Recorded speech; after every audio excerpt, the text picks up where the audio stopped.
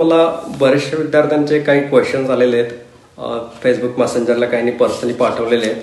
तर असे काही बेसिक प्रश्न आहे की मला वाटतं की ते सर्वांना कॉमनली ॲप्लिकेबल होतात.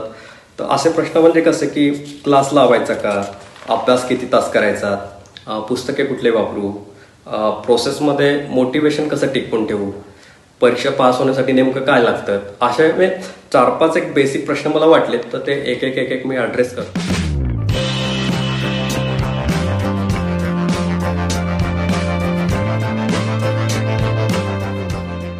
मला असं वाटतं पहिला प्रश्न घेऊया आपण, क्लास लावावा का.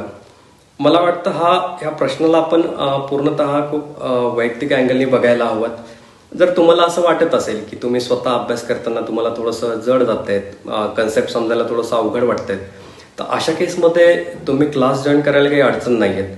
कारण कोणी दुसऱ्याने क्लास लावला म्हणून आपण लावला पाहिजे असं गरजेचं नाही आहे. आणि क्लास हा पूर्णपणे आपला खूप वैयक्तिक निर्णय असायला हवा, आपला स्ट्रेंथ आणि आपल्या विकनेसेस बघून. किंवा तुम्हाला असं वाटतंय की मी घरी राहून किंवा लायब्ररी जॉईन करूनही माझा अभ्यास होतच नाही आहे, तर कुठल्या तरी एका प्रोसेसमध्ये मी पाहिजे त्या ठिकाणी क्लास लावा. माझ्या केसमध्ये बोलायचं झालं तर मला क्लासची अशी आवश्यकता पडली नाही, परंतु मग काही ठिकाणी मला अभ्यासाचा अप्रोच कसा असावा याविषयी मात्र मार्गदर्शन नक्की लागत होतं. तर ह्या केसमध्ये मी 2016मध्ये महाराष्ट्रात तिसरे आलेले अमोल ठाकूर, जे की सध्या DYSP आहे, तर मी त्यांच्याकडे काही विषयांचा अप्रोच समजून घेतलं होतं की सर हा विषय मला असं वाटतो, याचा अभ्यास मी कसा करू, माझं काही चुकतंय का, मला त्याविषयी सांगा.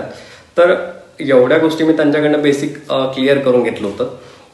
आणि तसंच पुढे मग मुलाखतीच्या टप्प्यामध्ये तुमचे मेन्सचा स्कोर चांगला असेल तर तुम्हाला गायडन्स बऱ्याच ठिकाणी मिळतात.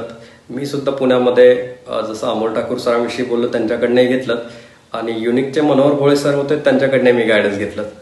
तर क्लास लावावा की लावावा हा खूप सब्जेक्टिव्ह क्वेश्चन आहे. याला तुम्ही व्यवस्थित विचार करा, तुमच्याकडे तेवढा वेळ आहे का, तेवढे रिसोर्सेस आहेत का, आणि तुम्हाला खरंच स्वतःहून अभ्यास करायला जड जाते का. जड जात असेल तर नक्की लावा.